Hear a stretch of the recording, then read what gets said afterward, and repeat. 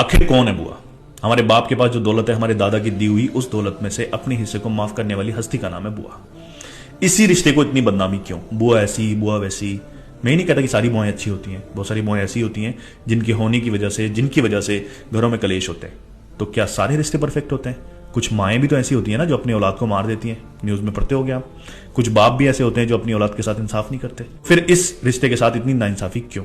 आपके नाम से अगर आपका कोई दुश्मन भी उसके घर चला जाए तो पूरे मोहल्ले को पता चल जाता है कि इसके घर मेहमान आया। इस तरह से स्वागत करती है वो।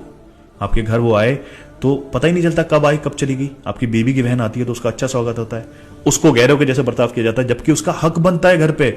आपके घर का हर एक कोना उसने अपने हाथों से संवारा होता है, उसका बचपन यहां गुजरा होता है। और कहते हैं हमने तो दहेज दे दिया तो फिर बुआ का जो हिस्सा था वो हक अदा कर दिया। ये बहुत बड़ी गलतफहमी है।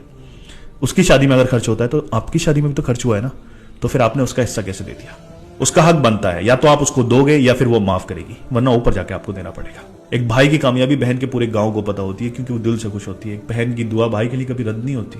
मां अगर चाहे तो इस रिश्ते की इज्जत करा सकती है क्योंकि वो खुद भी एक बुआ है, उसकी बेटियां भी कभी ना कभी बुआ बनेंगी। ये रिश्ते जो खुदा ने बना दिए हैं उन रिश्तों की कदर करनी चाहिए क्योंकि ये सच है, अगर किसी भी रिश्ते के साथ हम नाइंसाफी करेंगे तो उसका जवाब हमें देना है।